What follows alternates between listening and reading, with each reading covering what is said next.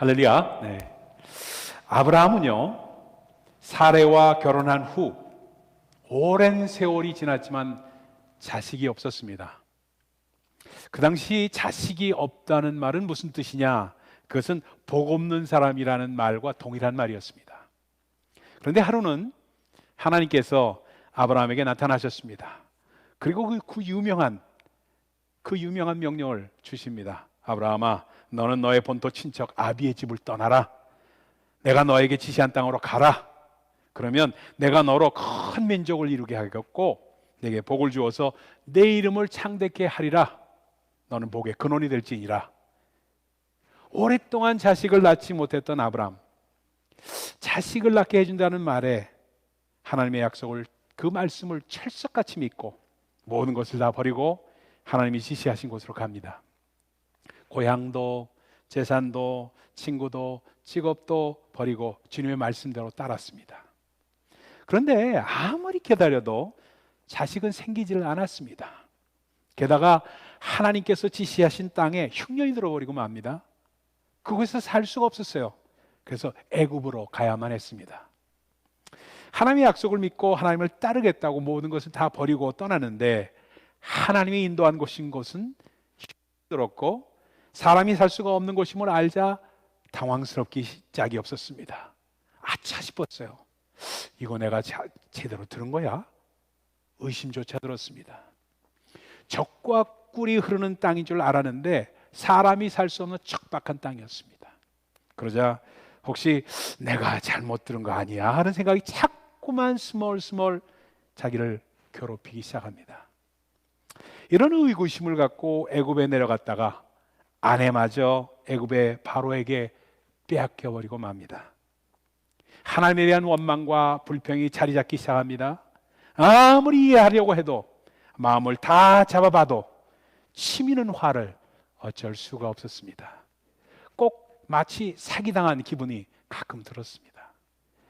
이런 큰 위기를 넘긴 후에 마음을 조금 잡고 살려는데 이번에는 아브라함이 그나마 의지하고 살려고 데리고 온 유일한 피부치 조카 롯이, 그 수아들이 사사건건 자신의 수아들과 시비가 붙습니다.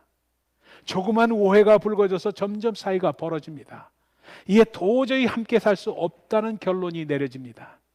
그래서 그런 결론으로 갈라서고 맙니다. 타향에 나와서 진짜 외톨이가 되고 만 겁니다. 아브라함은 하나님의 약속을 믿고 모든 것을 버리고 따라 나왔다가 두 눈 뜨고 아내를 잃어버렸습니다. 이번엔 조카마저 떠나가자 크게 실망을 합니다. 하나님께서 하나님에 대한 몹시 심기가 불편해지기 시작합니다. 그런데 하나님께서 다시 나타나셔서 아들을 낳게 해줄 것이라고 말씀하시면서 이 땅들 다 내게 주리니 낙심치 말고 용기를 가지라고 하십니다. 그래서 아브라함은 다시 간신히 용기를 얻습니다. 한 번 더 속는 셈 치고 다시 믿어보기로 한 것입니다. 그러나 하나님의 약속을 믿고 모든 것을 다 버리고 떠나온 지 이미 10년이나 넘어도 아들이 생기질 않았습니다. 하나님의 약속이 하나도 이루어지질 않았어요. 그러는 가운데 아브라함의 나이가 벌써 85세가 됩니다. 이제 아브라함은 자식을 낳을 능력이 다 사라져가고 있었습니다. 하나님의 약속을 믿고 무작정 따라 나선 자기 자신이 원망스러워지기 시작했습니다. 하나님이 미운 것이 아니라 무턱대고 자기가 믿었던 자기 자신이 미워졌습니다. 이런 감정으로 모든 것을 체념하고 하루하루를 보내고 있는데 오랜만에 그 하나님이 또 아브라함에 나타나신 것입니다. 이게 본문의 시작입니다. 나타나셔서 하나님께서 거창한 인사를 하십니다. 아브라함아, 두려워 말라. 나는 너의 방패요 너의 지극히 큰 상급이니라. 아브라함이 하나님의 이 말씀을 듣자 신기가 조금 비틀렸습니다. 역겨운 마음이 조금 들었습니다. 지금까지 하나님의 그 소리에 속아 살아왔는데 또 그 허황된 소리를 하나 싶으니까 아브라함이 괜히 부하가 치밀었습니다. 그런 말씀을 하시는 하나님이 조금은 뻔뻔스러워 보였습니다. 이렇게 하나님의 약속을 믿고 하나님을 따라 나섰다가 10년이 되도록 하나님이 그 약속을 이행하지 않아서 화가 났고 이제 자기 자신은 모든 소망을 버려야 할 처지에 놓이게 된 상황에서 아브라함이 하나님을 향하여 내뱉은 말입니다. 그 말이 뭐냐면 주 여호와여 내게 무엇을 주시렵니까? 하는 말입니다. What do you want to give me? 이런 말이에요. 이 말씀은 하나님이 나보고 세상을 떠나서 내가 지시하는 곳으로 가면 내가 너로 자식을 낳게 해주고 큰 부자가 되게 해주시겠다고 하셔서 믿고 따라 나왔는데 하나님은 지금까지 그 약속 하나도 지키지 않으시고 이제 내 나이 맞아 85세라 자식을 낳을 수도 없게 되었는데 또 내게 무슨 허황된 말씀을 하시려고 오셨습니까? 라는 투정이 담긴 표현이었습니다. 이만큼 나를 속였으면 됐지 무엇 때문에 또 나를 속이려고 오셨습니까? 하고 불평하는 마음이 넌지시 담긴 말이 What do you want to give me? 라는 말입니다. 그뿐만이 아니라 하나님 나와 내 아내는 이제는 자식을 낳을 수 없게 되었는데 이런 절망적인 저희에게 무엇을 도대체 주실 수 있다는 말입니까? 하는 실문조의 질문입니다. 이제 모든 가능성이 사라졌습니다. 사라지지 않았습니까? 조금 일찍 찾아오셨더라도 그래도 가능성이 남았을 텐데 이제는 다 가물어 버려서 그 무엇을 주어도 다 소용이 없다는 그런 표현이었습니다. 이 말 이렇게 표현하면 어떨까요? 어떤 사람이 예수를 믿으면 구원받고 복받아 다 잘 된다고 해서 예수를 믿었는데 그 예수님을 믿고 나니까 어떻게 이상하게 가지고 있는 것을 다 잃어버리게 되었고 자식들마저 죽었고 몸에는 못 쓸 병이 걸려서 죽게 되었는데 자기에게 전도했던 그 사람이 다시 찾아왔을 때 그 사람에게 화가 나서 포보되는 말과 어찌 보면 조금은 유사하지 않습니까? 그때 이렇게 다 망했는데 또 무슨 거짓말 하려고 찾아왔습니까? 하는 원망의 말과 비슷한 말입니다. 이청준 씨의 소설이 있어요. 그걸 영화한 게 밀양이라는 영화입니다. 거기에 비슷한 장면이 나와요. 주인공인 전도연이 남편을 잃고 남편의 고향인 밀양에 아들과 함께 내려옵니다. 피아노 학원을 차리고 부자 행세를 했습니다.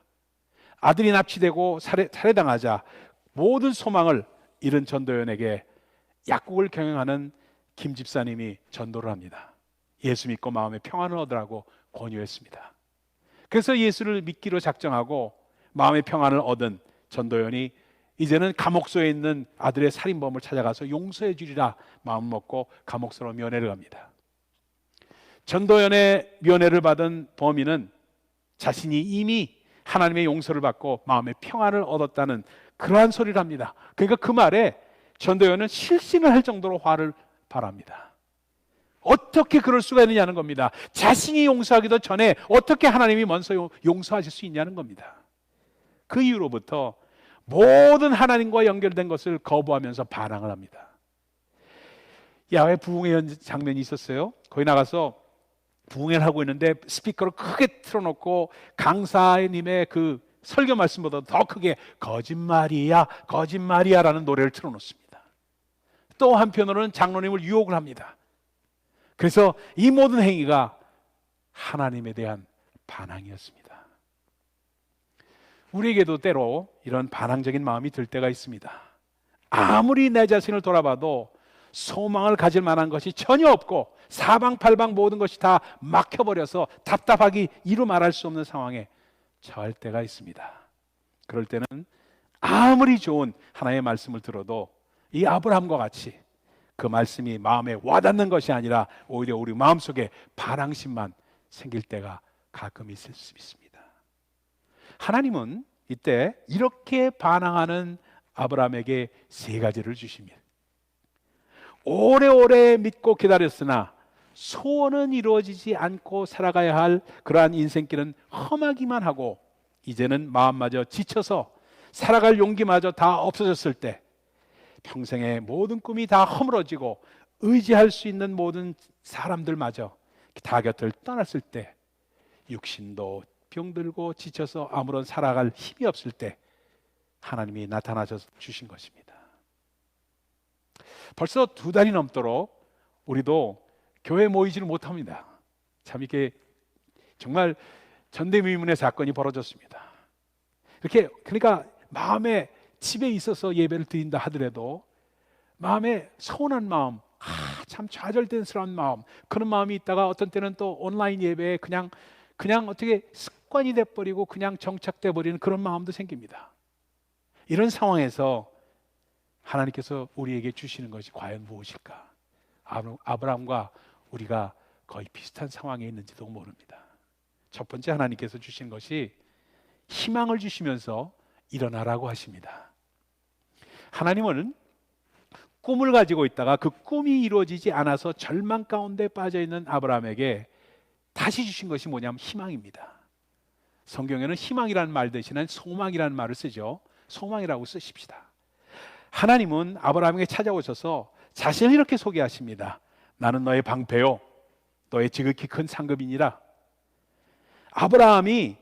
하나님이 아브라함의 방패라고 하신 것, 이 말씀은 아브라함이 조카 롯을 구하기 위해서 14장의 말씀입니다. 창세기죠.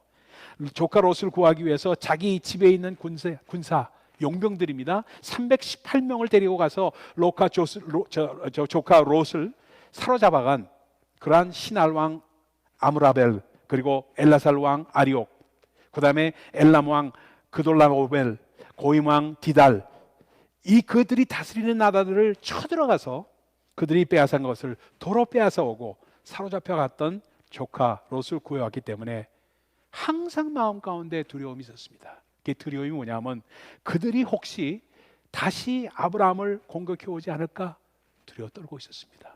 왜냐하면 318명은 용병이었어요. 그들이 항상 함께 있던 게 아닙니다.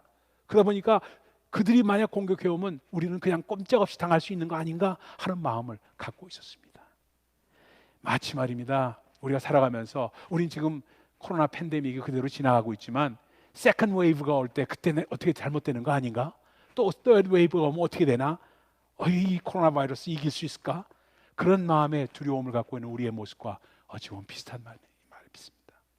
하나님이 말입니다, 아브라함의 방패가 되신다는 것은 하나님이 아브라함을 그들의 공격으로부터 보호해 주시겠다는 약속입니다.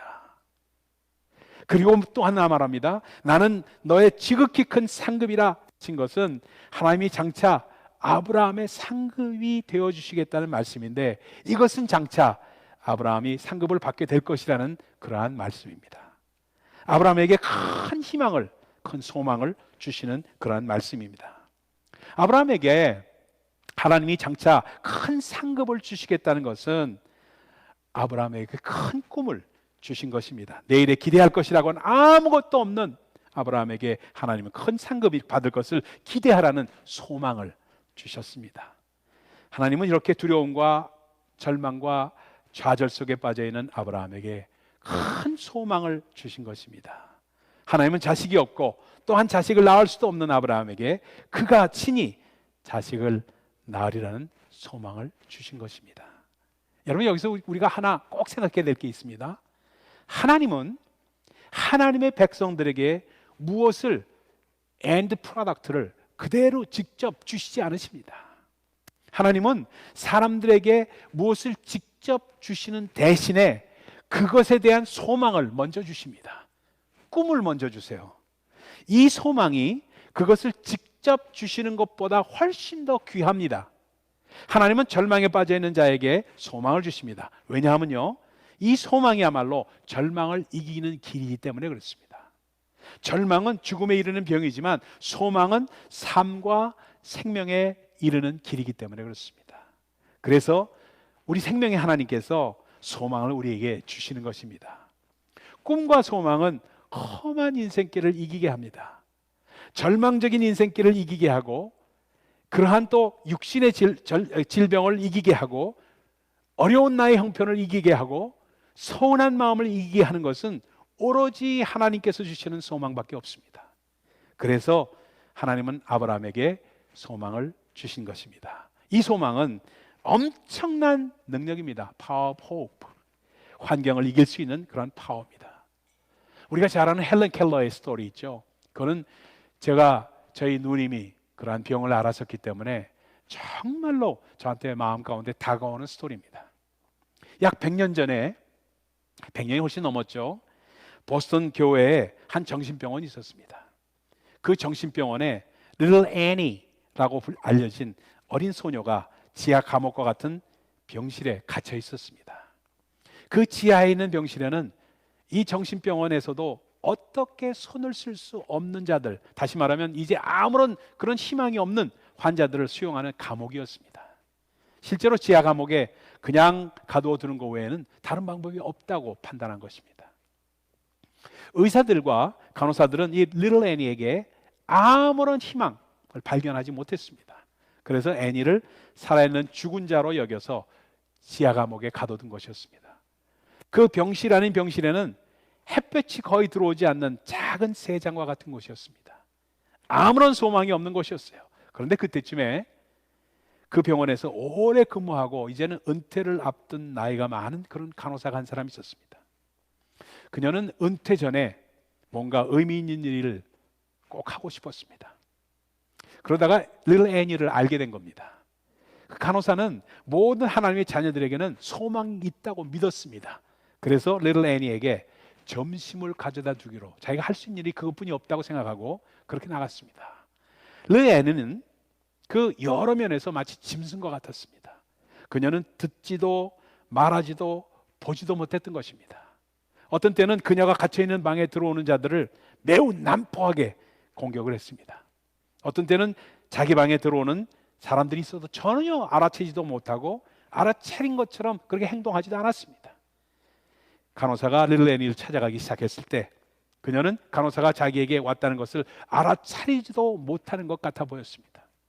인기척을 느끼지 못하는 듯 여전히 아무런 내색도 하지를 않았습니다. 하루는 간호사가 초콜릿 쿠키를 가지고 갔습니다.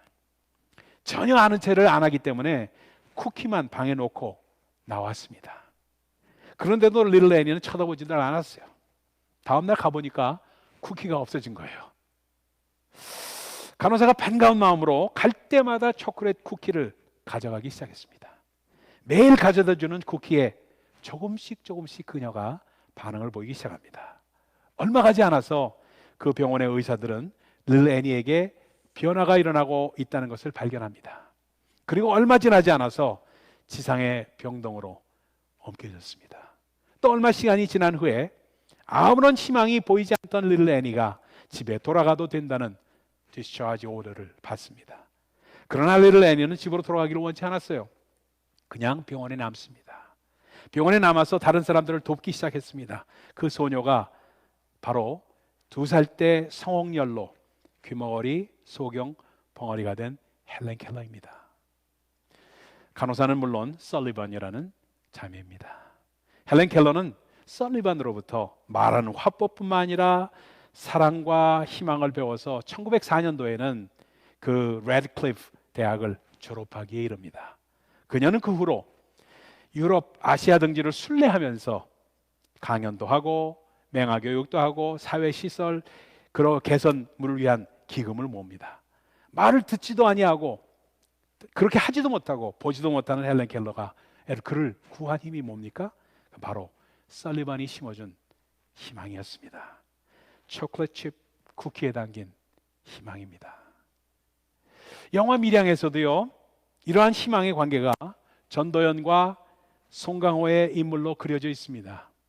마지막 장면에 미장원에서 머리를 깎으러 들어가는데 아들을 살해한 범인의 딸이 미용사였습니다. 그 앞에서 앉아서 머리를 깎으려니까 도저히 마음이 허락질 않아요. 머리를 맡기지 못한 채 가게를 나섭니다. 그리고 전도연이 스스로 가위를 들고 거울 앞에 앉았을 때 그 앞에 거울을 들어주는 송강호의 모습과 함께 어두운 구석에 비추인 밀양으로 영화는 끝을 맺습니다. 뭘 말합니까? Power of Hope, 소망의 능력을 상징적으로 보여주고 있습니다. 소망 외에 그 무엇이 살아있는 죽음과 같은 자를 구할 수 있습니까? 오직 소망의 능력입니다. 소망을 주시는 분은 오직 하나님이십니다. 우리의 지금 상황이 참 참담할지라도 하나님이 부르시는 소리를 우리 함께 들읍시다. 이제는 주님을 바라볼 때입니다. 하나님께서 아브라함에게 두 번째 주신 게 있어요. 두 번째 주신 것은 바로 믿음입니다. 믿음을 주시면서 일어나라고 하십니다. 하나님이 아브라함에게 오셔서 그에게 장차 자식을 주리라고 말씀을 하시자 아브라함은 하나님의 그 약속의 말씀을 믿었습니다. 아브라함이 여호와를 믿으니 여호와께서 이를 그의 의로 여기시고 대단한 믿음이었습니다. 10년 전에 하나님이 그에게 나타나셔서 내 말을 듣고 고향을 떠나고 버리고 친척을 버리고 친구를 버리고 모든 재산을 버리고 하나님이 지시하신 곳으로 갔습니다. 그러나 10년 동안을 기다리며 살아와서도 하나님이 그에게 약속한 것이 하나도 이루어지지 않았던 것입니다. 그런 아브라함에게 하나님이 10년 후에 다시 나타나셔서 똑같은 약속을 하셨을 때 그 약속을 다시 믿었던 것입니다. 생각을 해봅시다. 바보가 아니고서야 어떻게 믿을 수가 있을까? 대단한 믿음인가? 아니면 정말 바보인가? 10년 전에 한번 믿은 약속이 하나도 이루어지지 않았는데 그 상태에서 또다시 그 약속을 했는데 믿었다는 것, 참으로 놀라운 믿음일 수밖에 없습니다. 그런데요, 저는 이것을 아브라함이 믿은 믿음이 아니라 하나님께서 주신 믿음이라고 저는 믿습니다. 하나님께서 그에게 믿게 하신 믿음을 허락하시고 선물로 주셨던 것입니다. 하나님이 절망 속에서 아브라함에게 주신 가장 큰 선물이라고 말씀할 수가 있습니다. 그래서 바울은 에베소 2장 8절에 이렇게 말씀합니다. 너희가 그 은혜로 인하여 믿음으로 말미암아 구원을 얻었나니 이것이 너희에게서 난 것이 아니요 하나님의 선물이라. 아브라함이 그 약속을 믿은 것은 하나님이 그에게 믿음을 주셨기 때문입니다. 그 새빨간 거짓말 같은 약속의 말씀을 어떻게 다시 믿을 수가 있습니까? 믿음을 주셨기 때문에 가능했다는 것입니다. 여러분, 그래서 하나님께서는 우리에게도 가장 큰 선물로 주신 것이 바로 믿음입니다. 여러분, 정말 몇 년 전에 일어났던 사건 가운데 이런 사건이 있어요. 할렘에서 일어난 사건입니다. 오늘 이야기가 참 많죠. 조금 여러분 요즘에 참 힘든 일이 많은데 좀 좋은 일로 함께 나누기 위해서 말씀 나눕니다. 할렘에서 어떤 일이 일어났냐면요, 하우징 프로젝트에서 불이 났습니다. 불이 모두들 다 대피를 하고 구조되었습니다. 그런데 그 건물 4층에 살고 있는 앞을 보지 못하는 여자아이가 구조되지 못하고 창가에 걸터 앉아서 살려달라고 소리를 지르고 있었습니다. 그 소녀를 구하려고 파이어파이터, 그 소방서원들이죠. 그들이 그냥 가려고 어떻게 하는데 낙심을 하고 말았습니다. 그 길이, 엘리가 너무 좁아서 사다리 차가 들어갈 수가 없었습니다. 그래서 그 밑에 들어가서 그물을 안전하게 쳐놓고 뛰어내리라고 자꾸 소리를 질렀습니다. 그런데 그녀가 아무리 소방관들이 안전하다고 해도 겁이 나니까 뛰어내리지를 않았습니다. 조금 있다가 그 소식을 듣고 아버지가 왔습니다.